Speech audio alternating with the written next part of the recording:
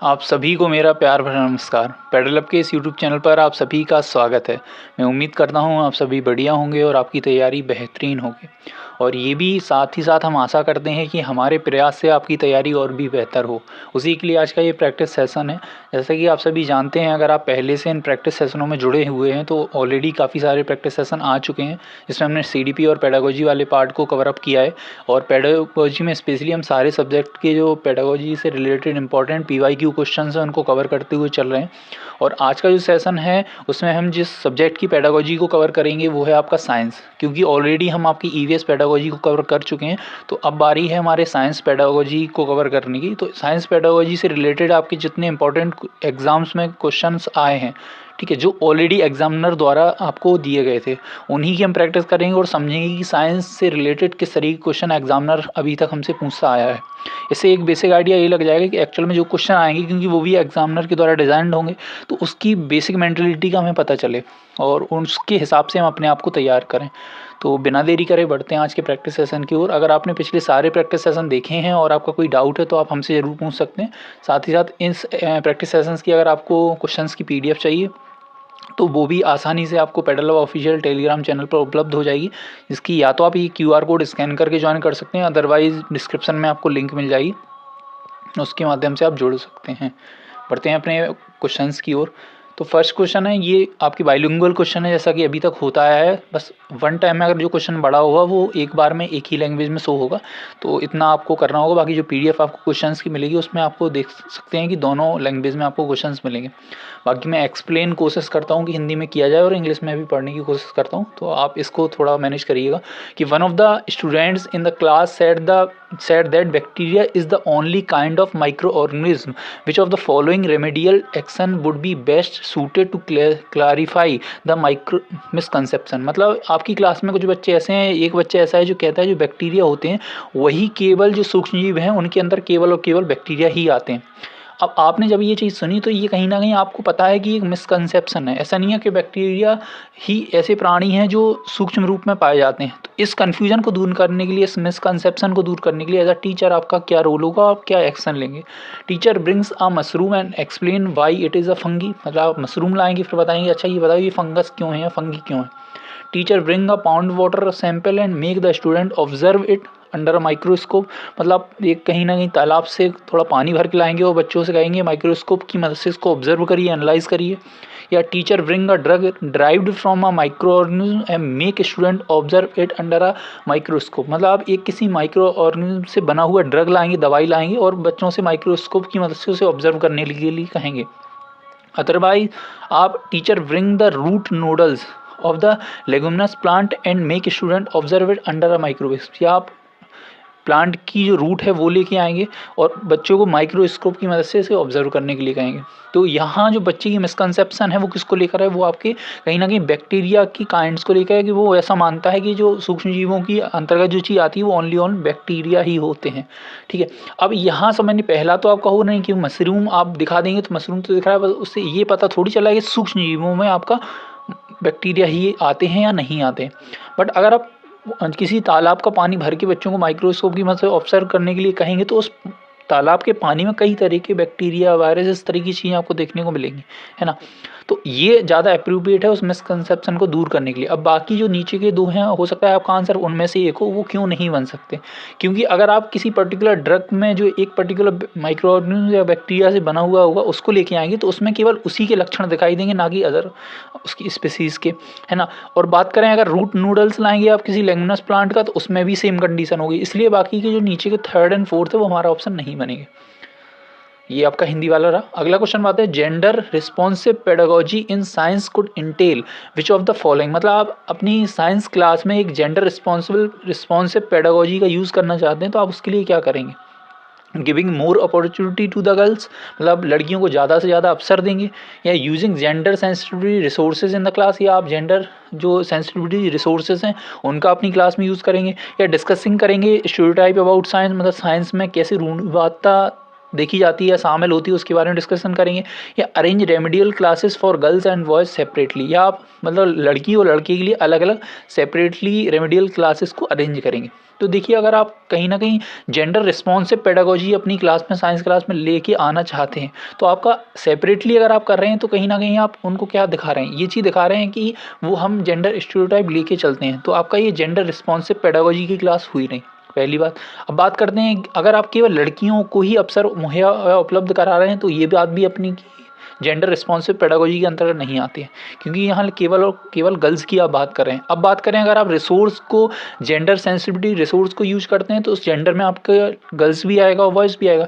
साथ ही साथ अगर आप स्टीरियोटाइप की बात कर रहे हैं, डिस्कशन कर रहे हैं क्लास में, तो उसमें दोनों लोग पार्टिसिपेट करने का, दोनों को समान अवसर मिलेगा, जिसे आप कह सकते हैं कि जेंडर रिस्पॉन्सिव पेडागोजी आप यूज़ कर रहे हैं अपनी साइंस क्लास में।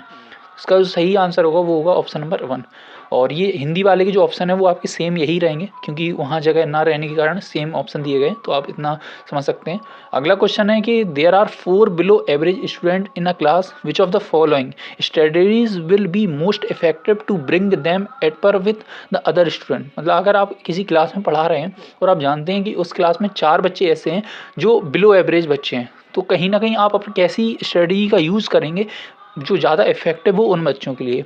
उन्हें फ्रंट रो में बैठने के लिए कहेंगे, उन्हें सुपरवाइज़ करेंगे, या उनके वीक एरिया को फाइंड आउट करेंगे और उस कहीं ना कहीं आप उन्हें रेमेडियल मेज़र करें, रेमेडियल टीचिंग देंगे, या इंश्योर करेंगे कि वो रोज़ स्कूल आएँ, या एडिशनल असेसमेंट के लिए उन्हें होमवर्क देंगे।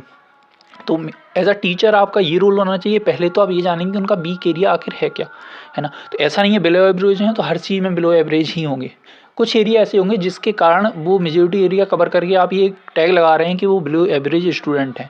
तो पहले तो उन एरिया को फाइंड आउट आपको करना होगा कि कौन से ऐसे एरिया हैं इनकी कहीं ना कहीं लर्निंग उनकी कम हो रही है। साथ ही साथ जिनमें लर्निंग कम हो रही है, अगर आप रेमेडियल के थ्रू उनका कहीं ना कहीं उपचार या उस समस्या का समाधान कर सकते हैं तो आप वो स्टेप लेंगे। तो यहाँ जो सही आंसर होगा वो होगा ऑप्शन नंबर 2, है ना। आई होप ये क्लियर हो गया होगा आपको।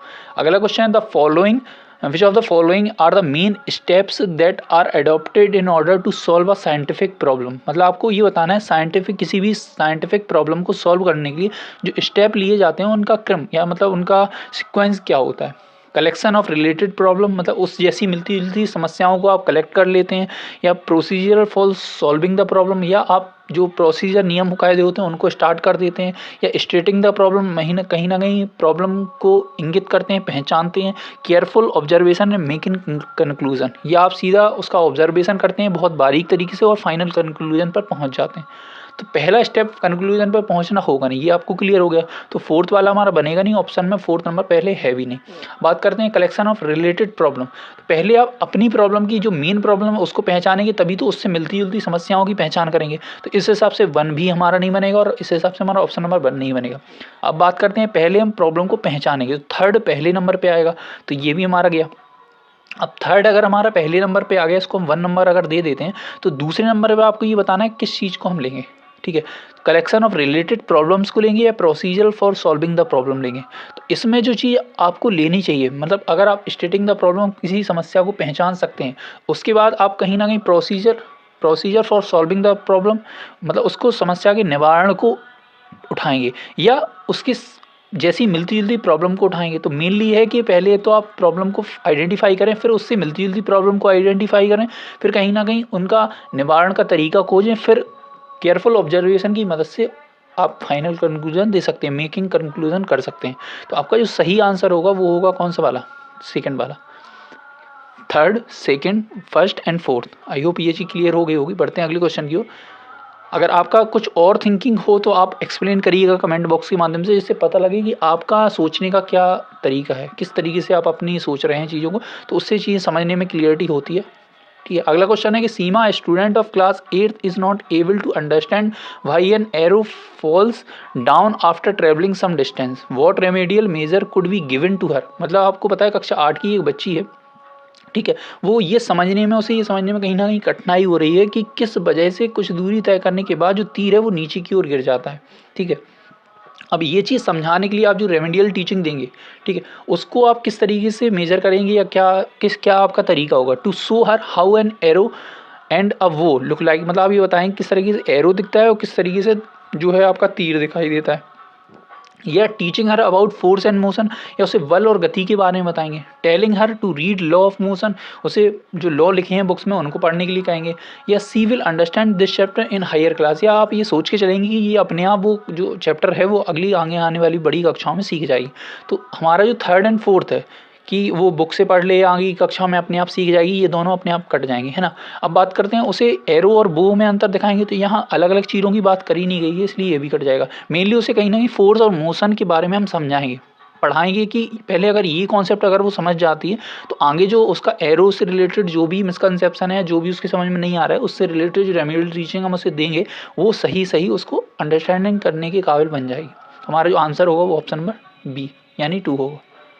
अगला क्वेश्चन है, as a classroom teacher which of the following steps you are advise to consider while following the problem solving method of teaching. मतलब आपको ये बताना है अगर आप किसी क्लासरूम टीचर हैं किसी भी कक्षा के, तो आप कौन सा स्टेप लेंगे बच्चों को मैं कहीं ना कहीं प्रॉब्लम सॉल्विंग मेथड को लेके। जनरेट अल्टरनेट सॉल्यूशंस, एंटिसिपेट और identify problem, establish criteria for evaluating the effectiveness of a solution और अ डिसीजन। तो अगर आप कहीं ना कहीं किसी क्लास टीचर के तौर पे आपका रोल है और आप problem solving method of teaching का यूज़ कर रहे हैं, तो आप मेनली क्या करेंगे, अल्टरनेट सॉल्यूशन भी तलाशेंगे, ठीक है, आइडेंटिफाई प्रॉब्लम भी करेंगे और कहीं ना कहीं क्राइटेरिया भी एक निर्धारित करेंगे इवैल्यूएटिंग के लिए, मतलब मूल्यांकन के लिए, और अपना डिसीजन भी निर्धारित करेंगे। तो इनमें जो तीनों आपके हैं ऊपर के, वो तीनों इस प्रोसेस में शामिल हो जाएंगे। तो आप ये भी कह सकते हैं all of these are the right answer of this question, या 1 2 3 are the right answer of this question. अगला क्वेश्चन क्या है, which of the following questions should a teacher considered by applying science activities for student does the activity. मतलब आपको ये बताना है इनमें से कौन सा एक एज अ टीचर आपके लिए बहुत अच्छी प्लानिंग होगी जब आप कोई साइंस एक्टिविटी प्लान कर रहे होंगे बच्चों के लिए। Help in arriving at the answer to the text book problem, मतलब आप कहेंगे जो आपके टेक्स्ट बुक में जो प्रॉब्लम दी गई है उनके आंसर तक पहुँचो। ये अपील करेंगे कि कल्चरल बैकग्राउंड जो भी है बच्चों का उससे, या provide an opportunity to apply science concept, या कहीं ना कहीं उन्हें ऐसे अवसर उपलब्ध कराएंगे जो उनके साइंस जितने कॉन्सेप्ट उन्होंने पढ़े हैं उनको वो अप्लाई कर पाएँ। या help students to perform well in formative assessment, या आप बच्चों को कहीं ना कहीं इस बात को बढ़ावा देंगे कि कैसे भी करके वो अपने जो फॉर्मेटिव असेसमेंट हम लेते हैं उसमें बेहतर कर पाएँ ओनली। तो देखो हमारा केवल मतलब ये नहीं है कि वो अपने मूल्यांकन में बेहतर करें, मूल्यांकन में बेहतर नेचुरली ही होना चाहिए। ऐसा नहीं है केवल हम इसलिए उन्हें तैयार कर रहे हैं कि ओनली कि हमारा काम निपटे और हम अपने ऊपर कोई बर्डन नहीं चाहते, इसलिए हमारे सारे बच्चे अपने असेसमेंट में अच्छा परफॉर्म करें, तो ये नहीं होगा। या टेक्स्ट बुक प्रॉब्लम ही देना हमारा कहीं ना कहीं ये मोटिव नहीं है कोई भी एक्टिविटी प्लान करते समय, ठीक है। और एक्टिविटी ऐसी होनी चाहिए जो उनके कल्चरल बैकग्राउंड से रिलेटेड हो, साथ ही साथ उन्हें ऐसे अवसर उपलब्ध कराना जो कि जो उन्होंने कॉन्सेप्ट पढ़ा है उससे मिलते जुलते हो। तो B and C are the right answer of this question, और हमारा ऑप्शन नंबर 2 इस हिसाब से सही आंसर बनेगा। अगले क्वेश्चन की बात करते हैं कि वॉट रोल इज और are played by a teacher in the evaluation of a planned curriculum. मतलब आपको ये बताना है कि कोई भी जब प्लान्ड करिकुलम होता है उसमें एज अ टीचर आपका क्या रोल होता है। Teacher should report the results of formative assessment as required, मतलब जो रिपोर्ट कार्ड देता है जो भी फॉर्मेटिव असेसमेंट में आप बच्चों का असेसमेंट करते हैं उसका। या teacher should share the result of the assessment and progress grade with the student, या बच्चों के साथ वो कहीं ना कहीं साझा करता है जो भी उनकी प्रोग्रेस है जो उसने मूल्यांकन की रखी होती है उसको। तो यहाँ एज अ टीचर आपका जो रोल है जब आप प्लान करिकुलम का इवैल्यूएशन करते हैं वो दोनों के अंतर्गत आता है। इस हिसाब से जो हमारा आंसर बनेगा both 1 and 2 are the right answer is of this question. अगला है कि which of the following could be the challenges for continuous and comprehensive evaluation. आपको ये बताना है सीसीई का जो आपके पॉइंट ऑफ व्यू से या जो आप ऑप्शन देख रहे हैं उसमें से कौन सा चैलेंज के अंतर्गत आता है। लार्ज क्लास साइज मतलब बच्चे में बहुत बड़ी संख्या में बच्चे होना, या जो पीटीआर है आपका वो बहुत ज़्यादा होना, या रेमिडिएशन एंड इनरिचमेंट। तो जो आपका सीसीई में जो कहीं ना कहीं चैलेंज होगा, इसे आप बाधा नहीं कहेंगे, एज अ चैलेंज आप इसे ले सकते हैं। तो उसमें आपकी ये क्या आएगा, आपका large class size, high people teacher ratio, otherwise आपका रेमिडिएशन एंड इनरिचमेंट। तो आपका जो इसमें आएगा वो फर्स्ट एंड सेकंड आपका इसमें क्या बनेगा, चैलेंज बनेगा। क्योंकि जब बहुत बड़ी क्लास की साइज होगी, या आप उसे दूसरे लफ्ज़ों में ये भी कह सकते हैं हाई पीपल टीचर रेशियो, जब बहुत बड़ी संख्या में होगा। और सीसी के अंतर्गत ही कहा गया है कि आप सतत और व्यापक मूल्यांकन करेंगे, तो एक बच्चे का सीसी करने में आपको काफ़ी टाइम जाएगा, है ना। वो उसी के लिए आपको कई सारे पैरामीटर्स बनाने होंगे, और जब उनकी संख्या बहुत ज़्यादा होगी तो ये कहीं ना कहीं आपके लिए एज अ चैलेंज होगा। तो इस हिसाब से आपका जो सही आंसर होगा 1 and 2। अगले क्वेश्चन की बात करते हैं कि the following are some of the views about assessment in science, choose the most appropriate या impractical ideal from those given below. मतलब आपको ये बताना है कि आपका व्यू में असेसमेंट जब आप साइंस का मूल्यांकन करेंगे तो इसमें सबसे इम्प्रैक्टिकल आइडिया कौन सा साबित होगा। One can not undermine the important of informal observation that are constantly collected by the teachers whenever they are interacting with children. Assessment need to flexible and manner modality may vary from student to student, a student to situation, and sometimes from one student group to another. A teacher will have to more flexible when dealing with the assessment of children with special need. As a science teacher we must realize that we have to test everything that student knows using a variety of tools. मतलब आपको ये बताना है इन सब में कौन सा, अगर आप इसे हिंदी में पढ़ना चाहें तो हिंदी में भी पढ़ सकते हैं कि आप एज अ साइंस टीचर मूल्यांकन करते हैं बच्चों का, तो आपके में आदर्श रूप क्या होगा। ठीक है, तो अगर बात करें आदर्श रूप की तो देखो केवल हम स्पेशल एजुकेशन के बच्चों को या स्पेशल नीड के बच्चों की यहाँ बात कर नहीं रहे हैं, इस हिसाब से हमारा कट जाएगा। ठीक है, और मेनली हमारा जब असेसमेंट करें तो असेसमेंट का मेनली मोटिव ये होता है कि असेसमेंट जो है वो कहीं ना कहीं आपका एक फ्लेक्सिबल होना चाहिए। ठीक है, ये आप सभी मानते हैं, जब फ्लेक्सिबल नहीं होगा, रिजिड होगा, तो वो असेसमेंट आप उसे प्रॉपर वे में किसी बच्चे का कर नहीं सकते। और इसमें जो क्वेश्चन आपका पूछा उस पर भी ध्यान अगर हमने, choose the most impractical ideal from those, मतलब इम्प्रैक्टिकल है वो, अब व्यवहारिक आप उसे कह सकते हैं। तो इसका जो सही आंसर होगा वो ज़रा हम फिर से एक बार देख लेते हैं ऑप्शन को। One can not undermine the importance of informal observation that are constantly collected by the teachers whenever they are interacting with children. Assessment need to flexible and manner and modalities may vary from situation to situation and sometimes from one student group to another. Teachers will have to more flexible when dealing with assessment of children with special need. As a science teacher, we must realize that to test everything that the student knows using a variety of tools. तो इसमें जो impractical है अगर हम बात करें तो हमें फ्लेक्सिबल होना पड़ेगा सिचुएशन टू सिचुएशन और sometimes one group and other group. तो हमारा जो सही आंसर होगा इम्प्रैक्टिकल में, क्योंकि आप हर सिचुएशन में एक फ्लेक्सिबल नहीं रूप ले सकते कि आप सिचुएशन में बदल दें, वो कहीं ना इम्प्रैक्टिकल है, सुनने में अच्छा लगता है और अच्छा भी है अगर आप प्रैक्टिकल में से लाते हैं, बट इन जनरल अगर आप देखें रियलिटी में तो वो इम्प्रैक्टिकल की श्रेणी में ही आएगा, है ना। बाकी आप एक बार इसको और अपने ढंग से पढ़ने की कोशिश कीजिएगा। अगला क्वेश्चन है, in science teaching which type of teaching should be planned after diagnosing the learning difficulties of the students.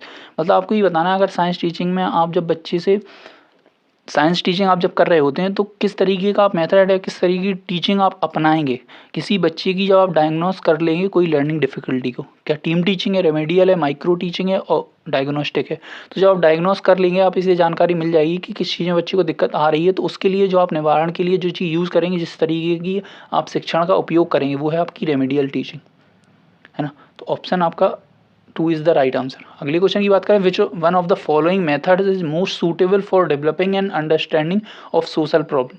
आपको ये बताना है सोशल प्रॉब्लम को समझाने के लिए आप किस तरीके की चीज़ का उपयोग करेंगे जो बहुत ही बेहतरीन हो किसी भी सोशल प्रॉब्लम को क्लियरली डिफाइन करने के लिए, क्लियरली समझाने के लिए। रोल प्ले है, केस स्टडी है, फिल्म स्क्रीनिंग है या फोटो ऐसे है। तो इसका जो सबसे अच्छा तरीका है वो है आपका रोल प्ले। क्यों रोल प्ले? क्योंकि आप सोशल प्रॉब्लम को रोल प्ले के माध्यम से बहुत अच्छी इफेक्टिव वे में बच्चों से कनेक्ट करा सकते हैं बच्चों को और उन्हें समझा भी उस चीज़ को सकते हैं, क्योंकि उनके कहीं ना कहीं सोशल बैकग्राउंड से जुड़ी हुई चीज़ है। अगले क्वेश्चन की बात करें, which type of teaching should be planned after diagnosing the learning difficulties of the students in science teaching. ये मे भी शायद क्वेश्चन आपका रिपीट हुआ है, अभी थोड़ी देर पहले इस क्वेश्चन को हमने डिस्कस किया था, तो मैं चाहूँगा इसका आंसर एज अ होमवर्क आप हमें दें।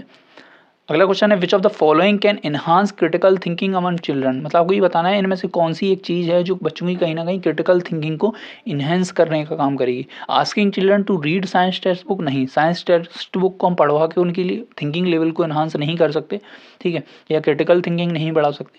ये asking children to read and extend learning given in the text book, ये बात भी नहीं होगा। Asking children to discuss among themselves in a group followed by sharing in large group. तो हाँ, बच्चों को अगर हम मौका देंगे डिस्कशन करने का तो वो कई ऐसे पहलू को भी टच करेंगे जो नॉर्मल टीचिंग में हम कवर अप नहीं कर सकते। तो इससे उनकी क्रिटिकल थिंकिंग कहीं ना कहीं ऐसे क्वेश्चंस भी उठेंगे जो उन्हें सोचने के लिए मजबूर करेंगे, तो वही उनकी क्रिटिकल थिंकिंग को कहीं ना कहीं बढ़ावा देने का काम करेगा। तो इस हिसाब से जो सही आंसर है वो ऑप्शन नंबर 3। अगला क्वेश्चन है कि which one of the following assessment strategies is most appropriate to assess the experiment experimental skill of student in science classroom. आपको ये बताना है कि साइंस क्लासरूम में किसी बच्चे की अगर आप एक्सपेरिमेंटल स्किल को असेस करना चाहते हैं तो उसका सबसे अच्छा तरीका क्या है। पेपर पेंसिल है, प्रैक्टिकल रिकॉर्ड है, चेकलिस्ट है या कॉन्सेप्ट मैपिंग है। तो देखिए, अगर आप प्रैक्टिकल स्किल या उनकी एक्सपेरिमेंटल स्किल को चेक करना चाहते हैं, उसका असेसमेंट करना चाहते हैं, तो पेपर पेंसिल होगा नहीं, चेकलिस्ट होगा नहीं, कॉन्सेप्ट मैपिंग होगा नहीं। इसका सबसे अच्छा और सटीक तरीका है आपका practical record. Mainly practical record सबसे ज़्यादा आपका, आपने इसको ईवीएस में नहीं पढ़ा, तभी मैंने आपको ईवीएस में डिस्कस किया था तो बताया था आपकी जो प्रोसेस स्किल है बहुत इंपॉर्टेंट है, उस क्वेश्चन बनते ही बनते हैं। और हर सब्जेक्ट में कुछ ऐसी प्रोसेस स्किल होती हैं जो उसी सब्जेक्ट के पर्टिकुलर लिए बनाई जाती हैं या उसी सब्जेक्ट्स की लर्निंग या अंडरस्टैंडिंग से हमारे अंदर विकसित होती हैं। तो इनको पढ़ना इंपॉर्टेंट है, तो आप ज़रूर पढ़िएगा। अगली बात करें, विच of the following assessment strategies is not suitable for formative assessment of learners in science. मतलब आपको ये बताना है, फॉर्मेटिव असेसमेंट के बारे में हम डिस्कस काफ़ी कर चुके हैं और समेटिव असेसमेंट भी डिस्कस कर चुके हैं। तो आपको ये बताना है फॉर्मेटिव असेसमेंट साइंस में बच्चों की अगर हम करना चाहें तो कौन सी स्ट्रेटजी जो है वो सूटेबल नहीं है। यहाँ नॉट वर्ड आप ध्यान से देखिएगा, क्या वो जनरल राइटिंग है, फील्ड ट्रिप है, टर्म एंड अचीवमेंट टेस्ट है या कॉन्सेप्ट मैपिंग है। तो मेनली बात करें फॉर्मेटिव असेसमेंट की, तो ये आपका कहीं ना कहीं टर्म एंड अचीवमेंट टेस्ट होगा। ठीक है, हो सकता है कई लोग इसे जनरल राइटिंग इस तरीके की चीज़ें लगा रहे हो, लेकिन मेनली क्यों नहीं होगा, क्योंकि जो टर्म एंड अचीवमेंट टेस्ट होते हैं ये एक रिस्ट्रिक्टेड एनवायरनमेंट में आप बच्चों से कराते हैं। तो उनकी कहीं ना कहीं जो इंडिपेंडेंस ऑफ थिंकिंग है ना, फ्रीली चीज़ों को डिस्कस करने की, उसका कहीं ना कहीं वो चीज़ कमज़ोर हो जाती है, तो जिसे आप फॉर्मेटिव असेसमेंट के तौर पे नहीं लेंगे। कि which of the following methods can not be adopted to assess skills learner in science classroom. मतलब आप किस मेथड को नहीं चुनेंगे या आप स्किल को असेस करने में, वो भी साइंस क्लासरूम में। क्या वो प्रोजेक्ट वर्क है, एक्सपेरिमेंटेशन है, क्लास टेस्ट है या फील्ड ट्रिप है। तो मेनली आप उस मेथड को बताइए जो आप अडॉप्ट नहीं करेंगे स्किल को, कहीं ना कहीं बच्चे की स्किल को असेस करने के लिए। तो हम जो नहीं चुनेंगे वो है आपका क्लास टेस्ट। क्यों ऐसा क्लास टेस्ट को लिया गया है कि स्किल असेस करने के लिए हम इसे नहीं चुनेंगे, इसका रीज़न ये है क्योंकि प्रोजेक्ट जो वर्क है, एक्सपेरिमेंटेशन है और फील्ड ट्रिप है, ये कहीं ना कहीं बच्चे की थिंकिंग को एक आज़ादी देता है उसे हर डायरेक्शन में सोचने का। बट अगर आप क्लास टेस्ट के इन्वायरमेंट की बात करें तो वो जो भी क्लास टेस्ट है या इसे आप पेपर पेंसिल टेस्ट भी कह सकते हैं, ये रेस्ट्रिक्टेड इन्वायरमेंट में होता है, जिससे कहीं ना कहीं बच्चे की जो थिंकिंग है वो सीमित दायरे में सिमट के रह जाती है। उसमें जो आप क्वेश्चन देंगे केवल बच्चा उन्हीं के दायरे में सोच सकता है, ना कि उसे ब्रॉड वे में। तो स्किल असेस करने के लिए जो टेस्ट हम यूज़ या जो मेथड हम यूज़ नहीं करेंगे वो है आपका क्लास टेस्ट। अगला क्वेश्चन देखते हैं कि Shyam informs his teacher in an online class that he was asked by his father to provide food to the neighbour poor children during the COVID lockdown. This behavior of Syam will be recorded in which of the following tools to assess the co-scholastic aspect. मतलब श्याम नाम का एक अगर आपकी कक्षा में बच्चा है या ऑनलाइन मोड के थ्रू या ऑफलाइन मोड के थ्रू आपको ये बताता है कि उसने अपने पिता के कहने से उन बच्चों की मदद की अपने पड़ोस में जो कहीं ना कहीं गरीब थे, और स्पेशली ये जो सिचुएशन हैपन हुई है वो लॉकडाउन के टाइम पे हुई है, जैसा कि लॉकडाउन से तो हम सभी परिचित हैं। तो इस तरीके के बिहेवियर को श्याम की आप किस चीज़ में रिकॉर्ड करेंगे, किस टूल की मदद लेंगे, क्योंकि ये स्कॉलस्टिक में ना आकर आपका कोई स्कॉलस्टिक एस्पेक्ट है बच्चे का, तो किस में आप रिकॉर्ड करेंगे, रेटिंग स्किल में, पोर्टफोलियो में, ऑब्जर्वेशन शेड्यूल में, एनेक्डोटल रिकॉर्ड में।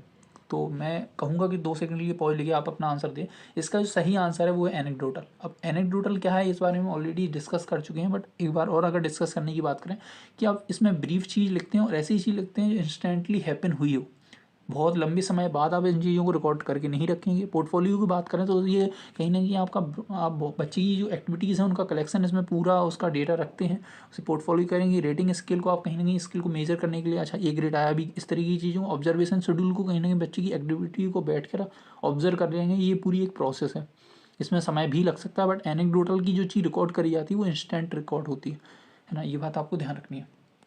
अगले क्वेश्चन को देखते हैं कि Sajiya ask student to compare the roots of grass and with other beets and write the difference between them, which of the following process skill is involve in this task.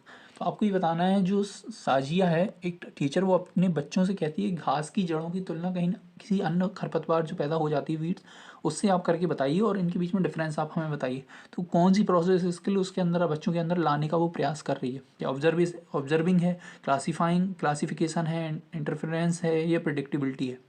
तो जो वो कर रही है पहली क्या है, आपको देखना है 2 चीज़ों का कंपैरिजन कर रही है और उनमें डिफरेंस पता करने को कह रही है। तो डिफरेंस पता करना मतलब क्लासीफाई करना कि अच्छा ये ग्रास है और ये कहीं ना कहीं बीट्स है, इसकी जड़ें ऐसी होती हैं और इसकी जड़ें ऐसी होती हैं। तो ये जो स्किल बच्चों के अंदर आएगी वो है क्लासीफिकेशन, ये है क्लासीफाइंग की।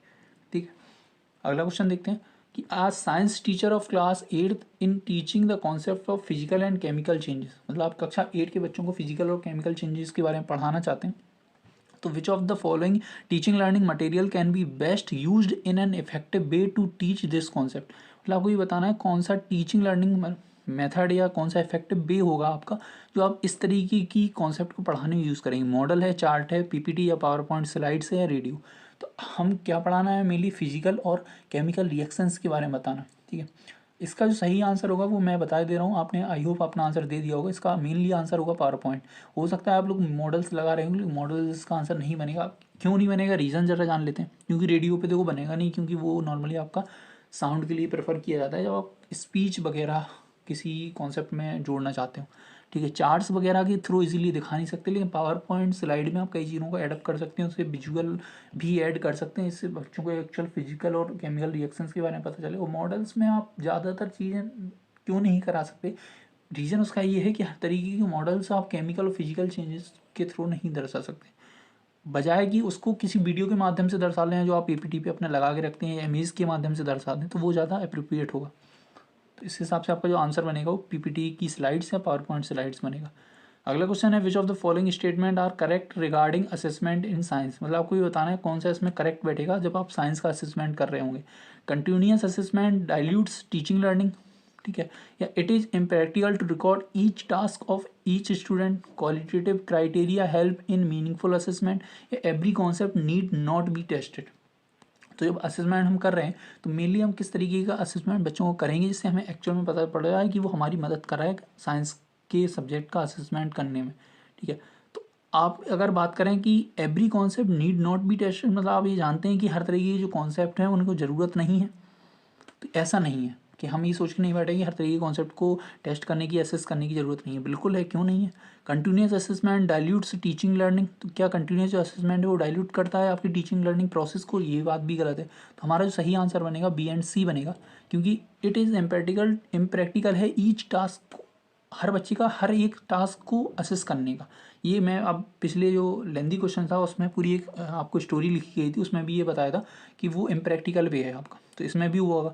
और qualitative criteria help in meaningful assessment, जो क्वालिटेटिव क्राइटेरिया हैं, अब क्वालिटेटिव क्या है और क्वांटिटेटिव क्या है ये आपको हमें बताना है। तो बट जो क्वालिटेटिव है, गुणात्मक क्राइटेरिया हैं, वो मीनिंगफुल असेसमेंट करने में हमारी मदद करते हैं। तो ये दोनों आपके सही बैठेंगे।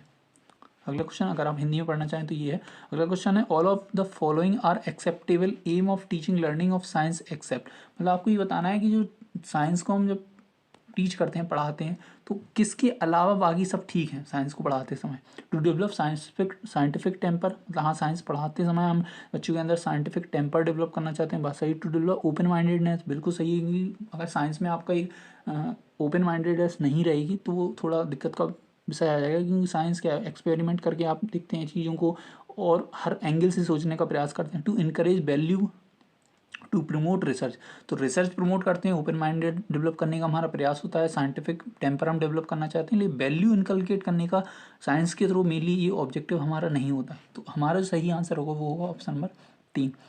सोशल के थ्रू आप वैल्यू बच्चे में डाल सकते हैं, इनकलकेट कर सकते हैं, बट साइंस के थ्रू वैल्यू पढ़ाने का आपका कोई मेन मोटिव नहीं होता है। यहाँ आप रिसर्च को, ओपन माइंडेडनेस को या साइंटिफिक टेम्पर को डेवलप करने की बात करते हैं। अगला क्वेश्चन है in order for pre service teachers to know his और her values, personality, interest and aptitude they will use, मतलब जब टीचरों की ट्रेनिंग होती है प्री सर्विस के दौरान, तो वो कहीं ना कहीं अपनी वैल्यूज़ को, पर्सनालिटी को या अपनी रुचि को, एप्टीट्यूड को जांचना चाहते हैं, वो किस प्रकार के असेसमेंट टूल का यूज़ करेंगे। फॉर्मेटिव का, समेटिव का, सेल्फ असेसमेंट का है, फॉर्मेटिव और समेटिव दोनों का। तो यहाँ बात हो रही है टीचर खुद का असेसमेंट कर रहा है, खुद की पर्सनालिटी को, खुद के वैल्यूज़ को, ठीक है, खुद की स्किल्स को जांच रहा है, तो वो सेल्फ असेसमेंट टूल के अंतर्गत आएगी। ठीक है, आई होप ये चीज़ क्लियर हो गई होगी। अगला क्वेश्चन है which of the following will not be an effective strategy for the education of a student with hearing impairment with in an inclusive institution, मतलब आपको ये बताना है कि कौन सी इफेक्टिव स्ट्रेटजी नहीं है, नॉट लिखा है यहाँ, ध्यान से पढ़िएगा, for education of student with hearing impairment से कोई बच्चा है, उसको आपको ये बताना है कौन सी इफेक्टिव स्ट्रेटजी नहीं होगी अगर आप पढ़ा रहे हैं समावेशी कक्षा में। Use of substitutes while screening video, ठीक है, या use of expressive body movement gestures, बिल्कुल सही है, हम गेस्चर्स का बॉडी मूवमेंट्स का यूज करेंगे क्योंकि उसे सुनाई नहीं देता है ना। या supplementing oral communication with textual या विजुअल फॉर्म ऑफ कम्युनिकेशन, तो विजुअल फॉर्म का बिल्कुल हम यूज़ करेंगे। Reliance on verbalisation as primary mode of communication, लेकिन हम टोटल तरीके से जो वर्बलाइजेशन या आप कह सकते हैं वॉइस के थ्रू हम टोटल डिपेंडेंट नहीं होंगे या उसे प्राइमरी मोड ऑफ कम्युनिकेशन हम नहीं मानेंगे। क्यों? क्योंकि वो हियरिंग इम्पेयरमेंट है और यहाँ नहीं पूछा है, तो हमारा जो आंसर बनेगा वो बनेगा फोर्थ वाला, ठीक है। तो संचार को हम प्राथमिक तौर पे नहीं लेंगे अपने उसमें, क्योंकि उसे एक्चुअल में जो दिक्कत है वो हियरिंग से रिलेटेड है, इस वजह से। A teacher can inculcate the essence of scientific enterprises among students why by all of these following practices except, मतलब आपको ये बताना है जो तीन है वो कहीं ना कहीं बच्चे में एक साइंटिफिक एंटरप्राइज का इनकलकेट करने का काम करती हैं, एक को छोड़कर। तो जो ये छोड़ रहे हैं उसको पहचानना है। Student should be made convergent with multiple method of science, nature of science to be made an integral part of teaching learning, या student must be required to memorise fact reproduce and when they needed, या historical aspect. तो mainly अगर science बात करें तो अभी हमने बात करें साइंस ऐसा सब्जेक्ट है इसमें आपको रटने की ज़रूरत नहीं है, आपको एक्सपेरिमेंट ज़्यादा करने की ज़रूरत है। तो चीज़ों को हम कौन सा इसमें शामिल नहीं होगा, किस चीज़ को हम इनकलकेट नहीं करना चाहते, वो है मेमोराइजेशन की उसकी क्षमता को, क्योंकि रटना चीज़ों को हम पढ़ाना नहीं चाहते साइंस के थ्रू। हम चाहते हैं कि वो ज़्यादा से ज़्यादा चीज़ों को एक्सप्लोर करे, डिस्कवर करे, ताकि उसकी समझ अपने आसपास की चीज़ों को लेकर बढ़े, है ना। एक ब्रॉड माइंडसेट, ओपन माइंडेडनेस जिसे हम कहते हैं अभी पढ़ा था, वो डेवलप हो। अगला क्वेश्चन है, there was a need for transportation in ancient times and to fulfil that human use their innovation to invent wheel to make transportation easy, मतलब पहले के ज़माने में आपको यह जब ज़रूरत पड़ी एक जगह से दूसरी जगह जाने की, तो हमने क्या करा, हमने पहिए का आविष्कार किया। तो इस चीज़ को आप पढ़ा रहे हैं तो आप बच्चे को क्या समझाना आता है, साइंस की किस तरीके की नेचर को आप बताना चाहते हैं कि साइंटिफिक नॉलेज जो है वो लॉन्ग लास्टिंग है बट टेंटेटिव नहीं है। The acceptance of scientific knowledge is straight forward, मतलब जो साइंटिफिक नॉलेज है वो स्ट्रेट फॉरवर्ड है। या development of scientific knowledge involves imagination and creativity, के जो साइंस की जो नॉलेज है वो कहीं ना कहीं डिपेंड करती है, जिसमें शामिल है आपका इमेजिनेशन पावर, ठीक है, और साथ ही साथ क्रिएटिविटी। या साइंटिफिक जो थ्योरीज हैं वो वंस एस्टेब्लिश्ड रिमेन एब्सोल्यूट, मतलब एक बार अगर वो स्थापित हो गई तो वो परमानेंट हमेशा के लिए रहती हैं। तो इसके थ्रू अगर हम व्हील की इन्वेंशन को बच्चों को समझाना चाहते हैं तो इसमें शामिल है आपकी इमेजिनेशन की, कैसे हमने अपनी प्रॉब्लम के थ्रू सॉल्यूशन को इमेजिन किया और फिर एक व्हील का निर्माण किया, पहिए का निर्माण किया, जो क्रिएटिविटी के अंतर्गत आता है। तो जो सही आंसर होगा वो ऑप्शन नंबर 3। अगला क्वेश्चन देखते हैं कि Nitya science teacher wants her learners to explore outer space और सोलर सिस्टम, मतलब नित्या अपने बच्चों को कहीं ना कहीं ये सिखाना चाहती है कि वो कैसे आउटर स्पेस और सोलर सिस्टम को एक्सप्लोर करेंगे। The best possible teaching learning material Nitya can use to make learners comprehend the concept is, मतलब नित्या जो है टीचर किस तरीके की चीज़ का वो उपयोग करे इस तरीके के कॉन्सेप्ट को बच्चों को समझाने के लिए। So a picture of solar system, मतलब पिक्चर दिखा दे, ड्रॉ अ डायग्राम, डायग्राम दिखा दे, एक्सप्लेन सोलर सिस्टम, एक्सप्लेन कर दे सोलर सिस्टम को थ्रो चार्ट या 3D मॉडल दिखा दे। तो आज के युग में अगर जो हमारे लिए उपलब्धता जिस चीज़ की है और जो बहुत ज़्यादा टीचिंग लर्निंग प्रोसेस में मदद करेगा आपकी सोलर आउटर स्पेस के बारे में या सोलर सिस्टम के बारे में बताने, वो है आपका 3D मॉडल, और ये आप भी जानते हैं। तो इस हिसाब से जो आंसर बनेगा वो आपका फोर्थ वाला बनेगा। अगला है कि Ramnik has a student with visual impairment, मतलब रमणीक की एक टीचर है, इसकी कक्षा में जो बच्चा है वो विजुअली इम्पेयरमेंट से ग्रसित है ना। अब आपको ये बताना है कि वो अपने इस तरीके के बच्चों को कैसे वो ट्रीट करें, मतलब किस तरह की क्लास को वो क्रिएट करें इससे वो समावेशी कक्षा के तौर पे उभर के आए। Using a variety of visual presentation नहीं, क्योंकि उसे विजुअली इम्पेयरमेंट आप कह चुके हैं। Provide lot of print books नहीं, प्रिंट बुक्स भी क्यों आएगी जब विजुअली इम्पेयरमेंट है वो। Making use of tacticals material such as 3 dimensional maps and chart, बिल्कुल सही है, ये हमारा आंसर बनेगा। क्यों? क्योंकि उसमें कहीं ना कहीं स्पर्शी चीज़ों का उपयोग कर रहे हैं, स्पर्श सामग्री। जैसे आप ब्रेन लिपि अगर आपने देखी होगी तो किस पर बेस है, वो कहीं ना कहीं टेक्टाइल से आपकी स्पर्श करके आप चीज़ों को पहचानते हैं, पढ़ते हैं। तो वो हम यूज करेंगे विजुअल इम्पेयरमेंट बच्चों के लिए। अगला है कि which of the following task illustrate science as inquiry, मतलब इनमें से कौन सा एक स्टेटमेंट या टास्क है जो कहीं ना कहीं साइंस को एज एन इंक्वायरी सब्जेक्ट आपके सामने लाता है। Identified a mammal from picture, मतलब आपको पिक्चर में से ऐसे मैमल्स को आइडेंटिफाई कर रहा है, 4 एनिमल को आइडेंटिफाई करना है। Find out if ice cube melt eight same rate in hot and cold water, मतलब आपको ये बताना है कि जो आइस क्यूब है वो हॉट और कोल्ड दोनों वाटर में किस रेट से मेल्ट होता है। इनलिस्ट करना है अलग अलग मेजर यूनिट्स को, ठीक है। एक्सप्लोर करना है फैक्टर्स को जो डिटरमाइन करें कहीं ना कहीं सिंकिंग और फ्लोटिंग वाली एरिया में कि कौन सा सिंक कर रहा है कौन सा फ्लोट कर रहा है। तो मेनली अगर बात करें यहाँ पूछा इंक्वायरी लर्निंग को या डिस्कवरी लर्निंग को आप बच्ची बढ़ाना चाहते हैं तो फैक्ट्स को इनलिस्ट करना हमारा काम नहीं है, ठीक है। और बात करें कि सीधा आपका एक पिक्चर लगा दी उसमें सीधा छांटना है तो वो भी इंक्वायरी लर्निंग बच्चे की नहीं बढ़ा रहा है। बट आप फाइंड आउट करने के लिए कहेंगे कि एक आइस क्यूब है, हॉट वाटर में कितने रेट से वो मेल्ट हो रहा है और कोल्ड वाटर में किस रेट से मेल्ट हो रहा है, तो वो कहीं ना कहीं इंक्वायरी लर्निंग है कि ऑब्जर्व करेगा, ऑब्जर्वेशन स्किल बनेगी। एक्सप्लोर जब चीज़ों करेगा तो उसमें भी आपका इंक्वायरी लर्निंग काम आएगा। तो बी एंड डी इसका जो सही आंसर होगा वो है ऑप्शन नंबर 4। अगला क्वेश्चन है teacher introduce the topic of cyclone in class by asking the following question without mentioning the topic to be taught. मतलब एक क्लास में जो टीचर है वो साइक्लोन पढ़ाना चाहता है और टॉपिक को इंट्रोड्यूस करता है बट उसका नाम नहीं बताता कि टॉपिक का क्या नाम है। हैव यू हर्ड, और क्वेश्चन पूछता है have you heard about heavy rains in West Bengal, कि आपने हैवी रेन्स के बारे में पढ़ा कि बहुत तेज बारिश हो रही है वेस्ट बंगाल या उड़ीसा में 2021। एनीवन हर्ड द टर्म यास, क्या आपने यास के बारे में सुना है, यास जैसा कोई शब्द आपने सुना हो। इस तरीके के क्वेश्चन पूछ के जो टीचर है उसका क्या ऑब्जेक्टिव है, टू चेक जनरल नॉलेज या टू मेक क्लास अटेंटिव या टू कंटेक्चुअलाइज दिस टॉपिक या to break monotony of the class. तो अगर बात करें कि मोनोटोमी को ब्रेक करना चाहता है तो ये बात नहीं होगी। जनरल नॉलेज चेक करना चाहता है ये भी नहीं होगा। हो सकता है कुछ ऑप्शन 2 दे रहे हैं कुछ ऑप्शन 3 दे रहे हो, लेकिन बात करें अटेंटिव बुक क्लास को, जरूरी थोड़ी है सेम टॉपिक में टॉपिक से जुड़े हुए क्वेश्चन से ही अटेंटिव क्लास को बनाए। वो अगर अटेंटिव बनाना चाहता तो कुछ और तरीके की स्टोरी कहानी वो पहले स्टार्ट करता। बट यहाँ जो है वो कहीं ना कहीं अपने कॉन्सेप्ट से अपने टॉपिक से बच्चों को जोड़ना चाहता है। तो इसका सही आंसर होगा टू कॉन्टेक्चुअलाइज द टॉपिक, है ना। टॉपिक से सीधा जोड़ते हुए उसने क्वेश्चन पुट अप करे जिससे बच्चे सीधे से तौर पे आपके कॉन्सेप्ट से कनेक्ट कर जाएं। अगला है teaching learning material should be used by teachers as it.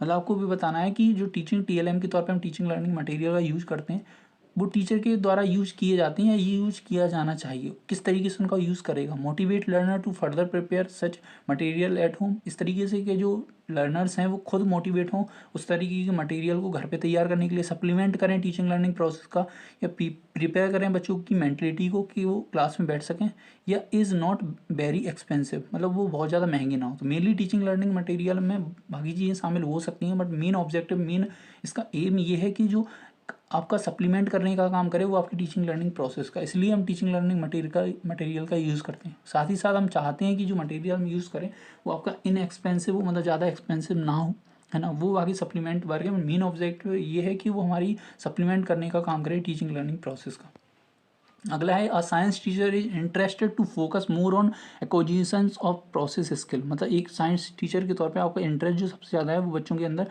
Process skill को डेवलप करना है, ठीक है। तो आपको ये बताना है इसके थ्रू आप किस तरीके की मेथड का यूज करेंगे जो कहीं ना कहीं बच्चे आपके इस ऑब्जेक्टिव को पूरा करने का काम करेगा। असाइनमेंट कम क्वेश्चनिंग मेथड, लेक्चर कम डिस्कशनिंग मेथड, प्रोजेक्ट कम लेबोरेटरी मेथड है, लेक्चर कम डिमॉन्स्ट्रेशन मेथड। अब प्रोसेस स्किल को अगर आप साइंस में डेवलप करना चाहते हैं तो लेक्चर तो देंगे नहीं, ठीक है। लेक्चर हिसाब से आपका ये कट जाएगा क्योंकि आपको जब प्रोसेस स्किल डेवलप करनी है तो चाइल्ड सेंटर्ड होना पड़ेगा। और चाइल्ड सेंटर्ड होना है तो बच्चे की एक्टिव रूप में आपको ज़्यादा से ज़्यादा पार्टिसिपेशन कराना पड़ेगा। तो उसमें जो चीज़ काम आएगी वो प्रोजेक्ट कम लेबोरेटरी मेथड। इन दोनों का जब हम यूज़ करेंगे क्योंकि ये 2 मेथड को मिला के एक मेथड बनाया गया है प्रोजेक्ट कम लेबोरेटरी मेथड, तो इसी का हम ज़्यादा सूटेबल यूज़ से बच्चों को एक्टिव पार्टिसिपेटर के तौर पर ला सकते हैं और उनमें प्रोसेस स्किल को बढ़ावा दे सकते हैं।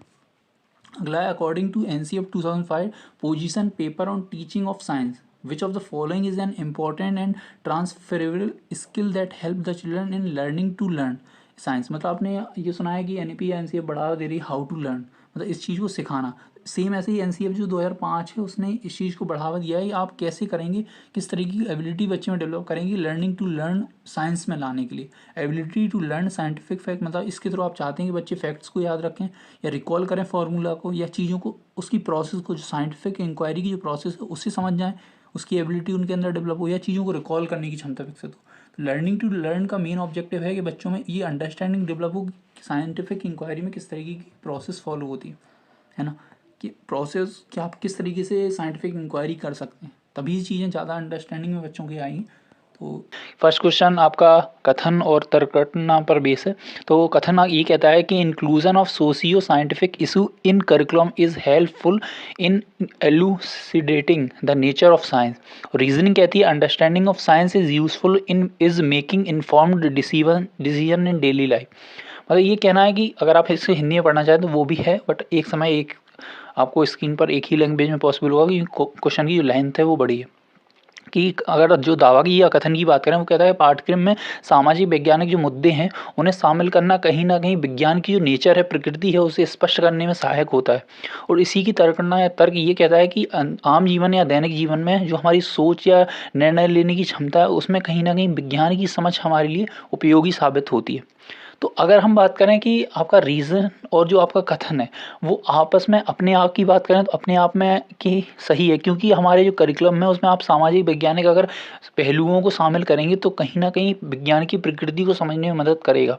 बिल्कुल बात सही। इसके साथ ही अगर विज्ञान की हम प्रकृति को समझते हैं, विज्ञान को हम पढ़ते हैं, तो उसका इफेक्ट कहीं ना कहीं जो हम डेली बेसिस पे डिसीजन लेते हैं उनको और इम्प्रूव करने का भी काम करेगा।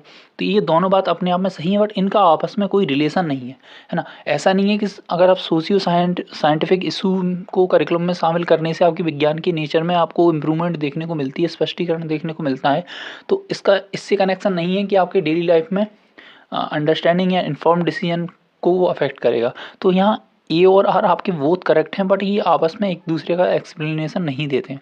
तो इस हिसाब से इसका जो सही आंसर होगा वो होगा ऑप्शन नंबर सेकंड। आप एक बार पढ़िएगा, अपना थोड़ा आप सोचिएगा इस बारे में, तो आपको ज़्यादा बेटर आइडिया लगेगा।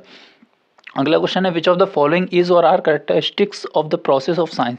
आपको ये बताने हैं जो साइंस की प्रोसेस है उसके कौन कौन से गुण हैं, या साइंस की प्रोसेस के क्या आप गुण मान सकते हैं। Knowledge of science is based on observation of sample of substances that are accessible for the public scrutiny.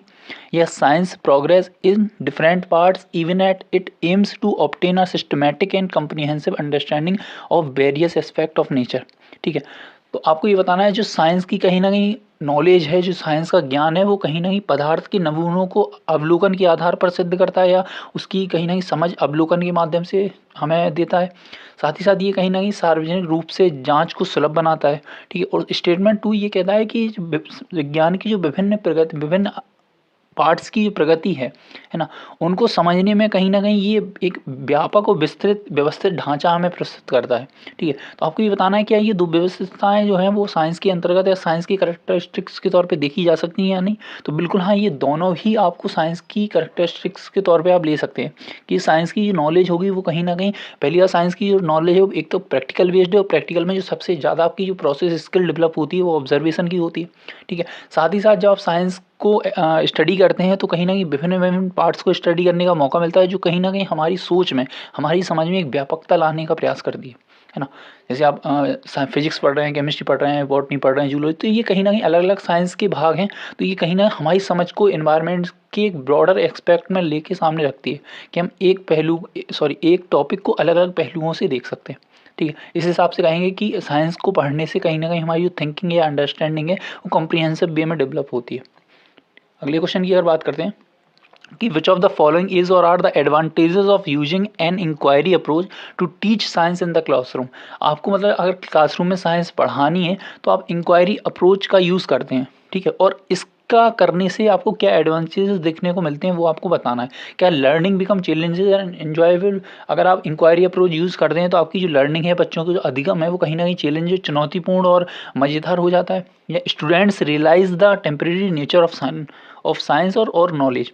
तो आपको ये बताना है क्या इस तरह इंक्वायरी मेथड से बच्चों को पढ़ाने से कहीं ना कहीं बच्चों को ये समझ में आ जाता है कि जो नॉलेज है, जो ज्ञान है, उसका जो नेचर है वो टेम्परेरी है ना। तो आपको ये बताना है कि इन दोनों में से कौन सा आपका एडवांटेज है। दोनों नहीं है, ओनली वन, ओनली टू, या बोथ।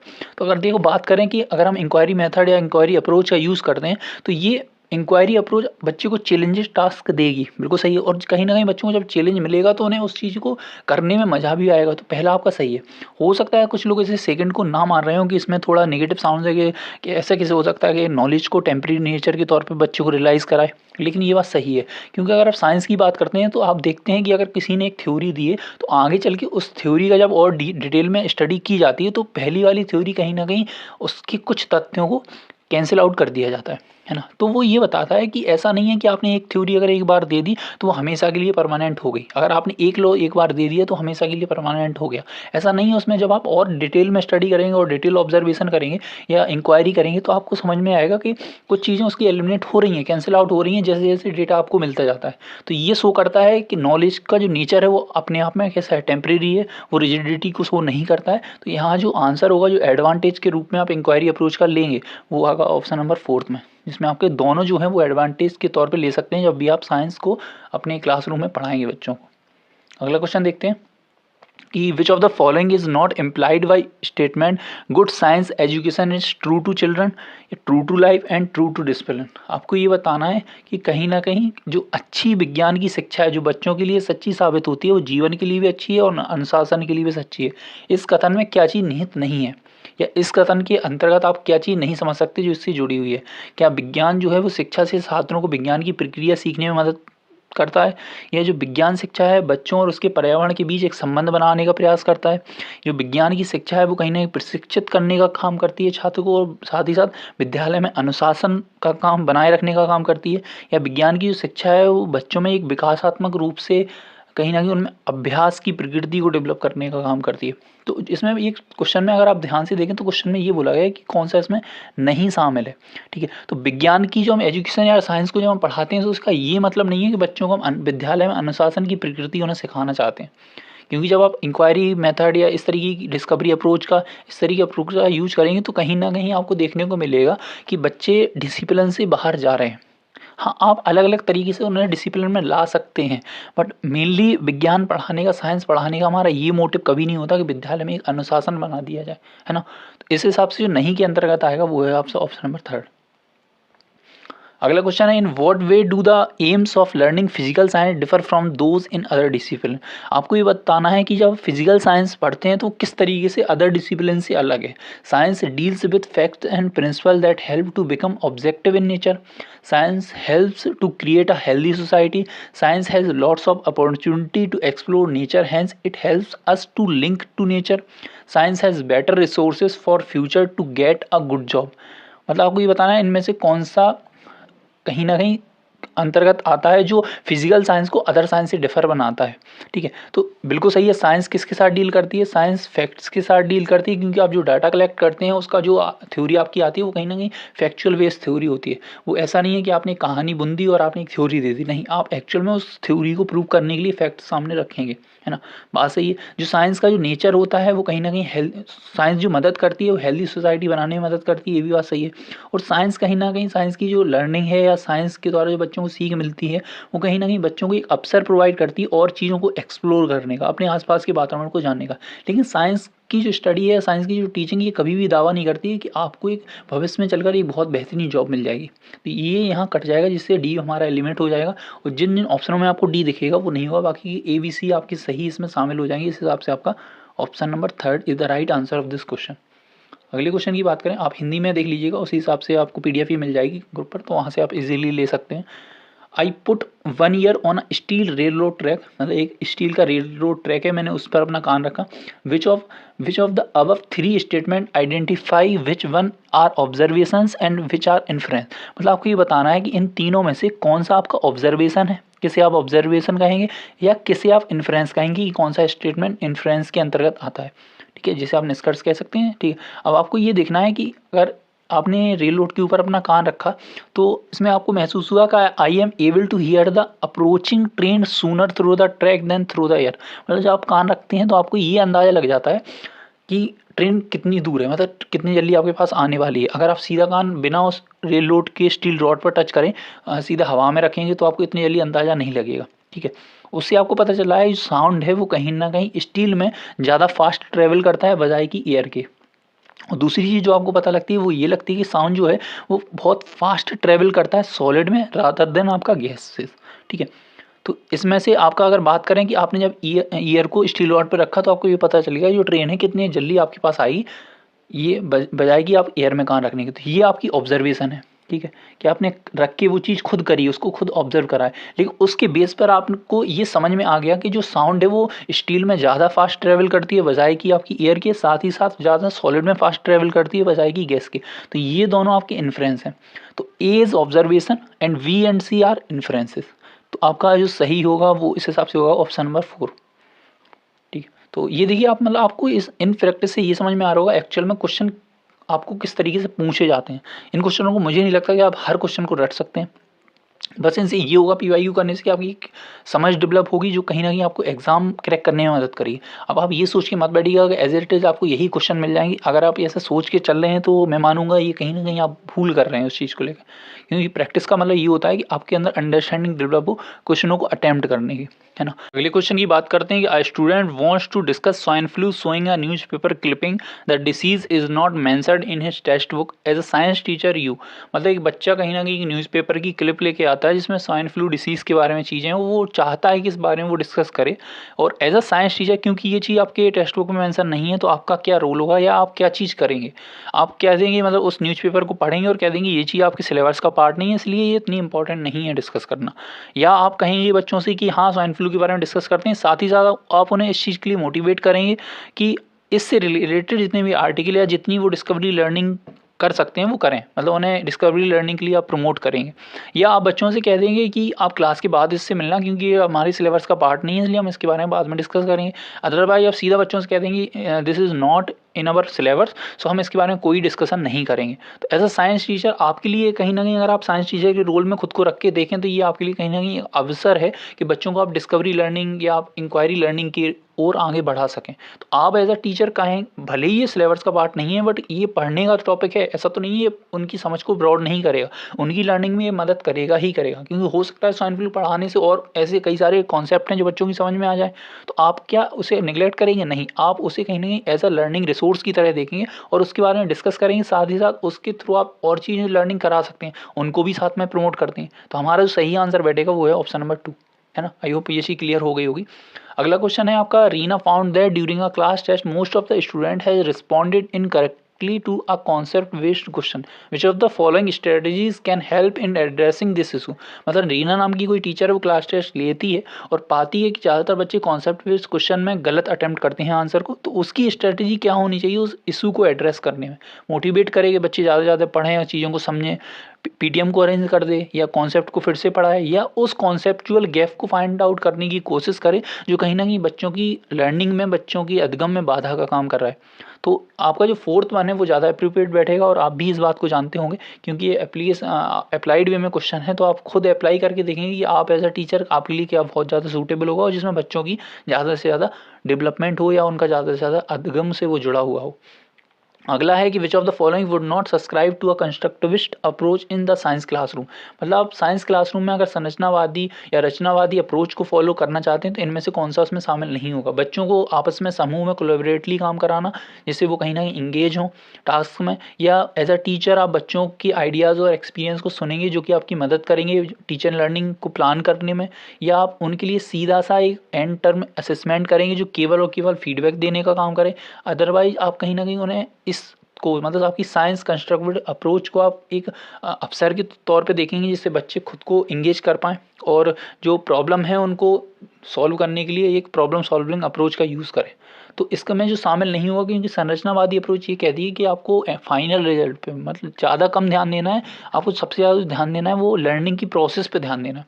तो जब आप लर्निंग की प्रोसेस पे ध्यान देंगे तो आप एंड टर्म असेसमेंट को इतना ज़्यादा इंपॉर्टेंट नहीं देंगे। हाँ, उसको आप पार्ट मान सकते हैं एज अ लर्निंग, क्योंकि आप जानना चाहेंगे कि आप बच्चे कहाँ अधगम में, कहाँ बच्चों की गैप है, जिससे आप उन चीज़ों को दूर करके बच्चे की बेहतर से बेहतर अधगम करा पाएँ। बट इसे ओनली फॉर फीडबैक या आप इसे पूरी तरीके से उसी के ऊपर निर्भर मानेंगे तो ऐसा नहीं है। इसलिए आपका जो एंटर में असेसमेंट है वो केवल और केवल फीडबैक का पार्ट है, ये शामिल नहीं होता है आपकी रचनावादी अप्रोच में। तो हमारा ऑप्शन नंबर 3 इसका आंसर बन जाएगा।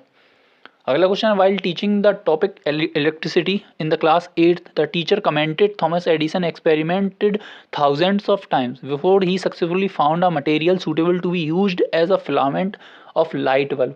आपको ये बताना है कि ये बताने का मतलब एक इलेक्ट्रिसिटी का टॉपिक कक्षा 8 में एक टीचर पढ़ा रही है और उसने थॉमस अल्वा एडिसन की कहानी बताई कि कैसे उसने हज़ारों बार अपना प्रयोग किया और वो असफल रहा, बस ऐसा मटेरियल ढूंढने के लिए जो उस बल्ब को जला पाए।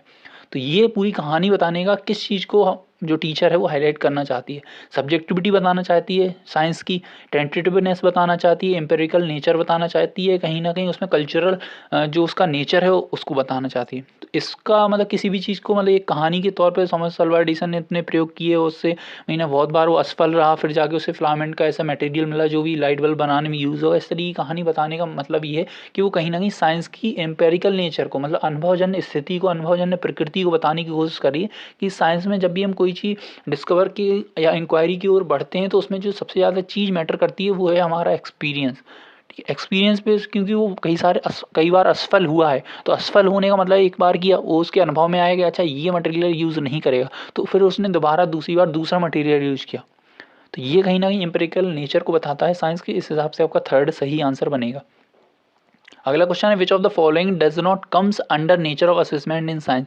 मतलब इनमें कौन सा साइंस के असेसमेंट के नेचर के अंतर्गत नहीं आएगा। उसकी व्यापकता मतलब साइंस का जो मूल्यांकन की स्थिति या प्रकृति है वो व्यापकता है, कम्प्रिहेंसिव है, या ये प्रोसेस स्किल डेवलप में काम आती है, या बच्चों को रैंकिंग देने के काम आती है, या ये बच्चों में कहीं ना कहीं अंडरस्टैंडिंग डेवलप करती है कॉन्सेप्ट्स के रिगार्डिंग जो कहीं ना कहीं उनकी एवरीडे लाइफ से उन्हें कनेक्ट करने का प्रयास करते हैं। तो जो साइंस का नेचर है, साइंस के असेसमेंट का जो नेचर है वो बच्चों को रैंकिंग देने का तो बिल्कुल भी नहीं है, क्योंकि ये कहें तो पहले के जहाँ ट्रेडिशनल मेथड में आप इसे मान सकते हैं, बट अभी हमारा जो ज़्यादा से ज़्यादा फोकस है वो प्रोसेस पर है, लर्निंग प्रोसेस पर, रादर देन कि आप बच्चों के फाइनल या रैंकिंग पर उन्हें एक कहते नहीं क्या मुहर सी लगा दें कि अच्छा तुम्हारा पहला नंबर तुम्हारा नहीं। हर बच्चे की नीड अलग है और हर बच्चे की लर्निंग की स्टाइल अलग है, कैसे वो चीज़ों को ग्रास्प करते हैं वो सारी चीज़ें अलग हैं। तो आप उन्हें कहीं ना कहीं टैगलाइन नहीं देंगे कि अच्छा तुम्हारा पहला है तो तुम बहुत होशियार हो और तुम्हारा थर्ड है तो तुम कम हो, इस तरीके से नहीं करना है, उन्हें रैंकिंग नहीं देनी है, ये असेसमेंट का नेचर नहीं है। अगला क्वेश्चन देखते हैं कि which of the following statement best describe nature of science. आपको बताना है इनमें से कौन सा साइंस के नेचर को सबसे बेहतरीन तरीके से डिस्क्राइब करने का काम करता है। जो साइंस है वो अप्रिएशन ऑफ नेचर है, ठीक है, मतलब प्रकृति की सराहना के बारे में, या इंडिविजुअल परस्यूट है मतलब व्यक्तिगत खोज को लेकर है, या value free objective to core है मतलब लोगों में मूल्य और मुक्त वस्तुनिष्ठ चीज़ों को डेवलप करने के ऊपर है, या कहीं ना कहीं सामाजिक प्रयास है। तो अगर साइंस की बात करें तो कौन सी चीज़ साइंस को ज़्यादा डिस्क्राइब करती है, तो देखिए साइंस सराहना करने का काम नहीं करता कि मुँह मिट्टू बनना, ऐसा काम साइंस नहीं करती। केवल एक व्यक्ति तक सीमित ही नहीं है, व्यक्तिगत ही खोज नहीं है, उसमें कई लोगों का और इन्वॉल्वमेंट होता है, और ऑब्जेक्टिव अपने नेचर में या मूल्यों से रिलेटेड वो वैल्यू को सिखाती नहीं है। मेनली उसका जो प्रकृति है उसकी नेचर की बात करें तो वो सोशल है, मतलब सामाजिक प्रयास है। क्यों? क्योंकि हम जैसे चीज़ों को डिफाइन करने का काम करते हैं कि अच्छा किसी भी चीज़ को ऊपर उछाले वो नीचे ही क्यों गिरती है, ठीक है, इस तरीके से घूमने में से आप मतलब इस तरीके का फोर्स लगता है, चीज़ों को खिसकाने से हमें बल क्यों लगाना पड़ता है, ध्वनि मतलब वायु में इस तरीके से ट्रैवल करती है, इस तरीके की चीज़ें जो है वो कहीं ना कहीं सामाजिक पृष्ठभूमि को बताने का काम करती है साइंस का। तो इसीलिए साइंस को ज़्यादा बेस्ट डिस्क्राइब नेचर अगर साइंस का करे तो वो है सोशल इंडोर, ठीक है, सामाजिक प्रयास। आई होप ये चीज़ क्लियर हो गई होगी।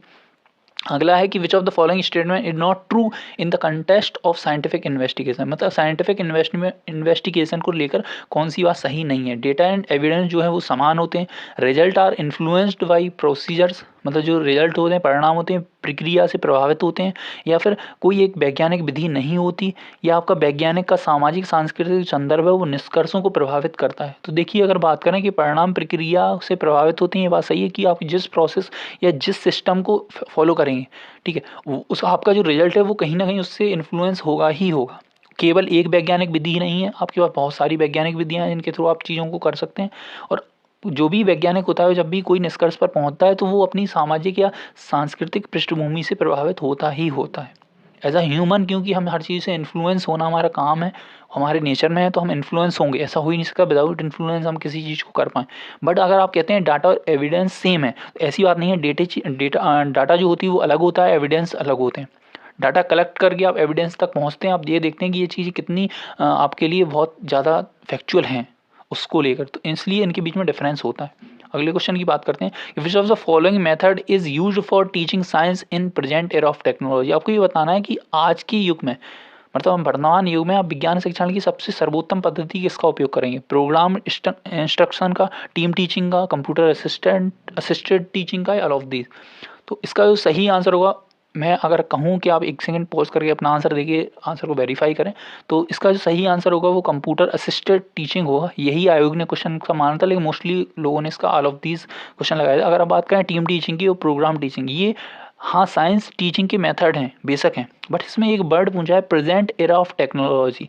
अगर इस पर आप ध्यान देंगे तो आप इजीली आंसर तक पहुँच जाएंगे। तो इस हिसाब के आपका जो आंसर बनेगा वो है ऑप्शन नंबर 3। आई होप इसमें विदाउट डाउट आपको ये चीज़ क्लियर हो गई होगी। अगला है, a science teacher in class 6 teaching the chapter separation of substances, which among the following teaching method will be most appropriate to teach this chapter. मतलब अगर आप as a science teacher class 6 में separation of substances पढ़ाना चाहते हैं तो कौन से टीचिंग मेथड का आप यूज़ करेंगे? लेक्चर मेथड, एक्सपेरिमेंट, प्रोजेक्ट या डेमोन्स्ट्रेशन?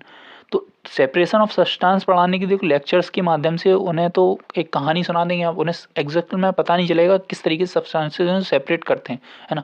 इसको हम पढ़ाएंगे, देखो उनसे प्रोजेक्ट तो हम जब बनाएंगे तब उस कॉन्सेप्ट से रिलेटेड उन्हें कहीं ना कहीं थोड़ी बहुत समझ हो। डेमोन्स्ट्रेशन में हम करके दिखा देंगे, चाहे वो समझे या नहीं समझे, वो एक्चुअल में तब ज़्यादा सीखेंगे जब वो खुद एक्सपेरिमेंट करके देखेंगे। तो इस मामले में हम क्या करेंगे? एक्सपेरिमेंट मेथड का यूज़ करेंगे। तो ये मेथड्स आप जरूर पढ़ के जाइए। अगला क्वेश्चन है, किस method of teaching is a method that involve placing student as far as possible in the altitude of discoverer method which involve their finding out institute of being merely told about things. मतलब ऐसी कौन सी शिक्षण विधि है जो छात्रों को कहीं ना कहीं एक खोजकर्ता के रूप में उभारने का काम करती है, रादर देन उनको चीज़ों को कलेक्ट करने के लिए, केवल और केवल चीज़ों को एक साथ लाने का प्रयास करती है। क्या वो इन्वेस्टिगेटरी है, डिमॉन्स्ट्रेशन है, ह्यूरिस्टिक है, नेचुरल है? तो अगर बात करें वो कौन सी टीचिंग मेथड है जो बच्चों को इन्वॉल्व ज़्यादा करने का काम करती है, तो वो आपकी ह्यूरिस्टिक है। ठीक है, आई होप इन सारे टीचिंग मेथड्स के बारे में आपने पढ़ा होगा। ह्यूरिस्टिक का मेन मतलब, इसका अगर देखें, ये ग्रीक भाषा का शब्द है, ठीक है, इससे निकला। अगर इसका मीनिंग देखें तो इसका सीधा सा मतलब है आई फाइंड आउट, मतलब मैं पता करूँगा, आई फाइंड आउट। तो इस चीज़ को लेकर ही ह्यूरिस्टिक मेथड है। अब आपको ये बताना है कि ये ह्यूरिस्टिक मेथड किसके द्वारा दिया गया था। ये आपको एज अ होमवर्क में क्वेश्चन दे रहा हूँ, इसका आंसर आप जरूर कमेंट बॉक्स में दें ताकि हमें पता लगे कि आपको इस मेथड्स के बारे में कितनी नॉलेज है। अगला क्वेश्चन है, which of the following tools is for learner centered assessment. मतलब आपको ये बताना है कौन से इसमें से लर्नर सेंटर्ड असेसमेंट के टूल के अंतर्गत आते हैं। Portfolio, concept mapping, paper pencil test या जनरल राइटिंग? तो इसका भी आंसर मैं चाहूँगा कि आप एज अ होमवर्क हमें दें, क्योंकि ये सीधा फैक्चुअल बेस्ड क्वेश्चन है कि ये चीज़ें आपके लर्नर सेंटर्ड अप्रोच या लर्नर सेंटर्ड असेसमेंट में आती हैं। बाकी हम आंसर आपको उसमें प्रोवाइड करा देंगे। आई होप आपको आज का प्रैक्टिस सेशन बेहतरीन लगा होगा, आनंद आया होगा, मज़ा आया होगा, और आपकी कॉन्सेप्ट की समझ और बेहतर हुई होगी कि चीज़ों को रटा ना जाए, उनको समझा जाए, है ना। तो मिलते हैं अगले प्रैक्टिस सेशन में कुछ और पेडागोजी को एक्सप्लोर करते हुए। तब तक के लिए मस्त रहिए, व्यस्त रहिए। Till then take care, bye bye.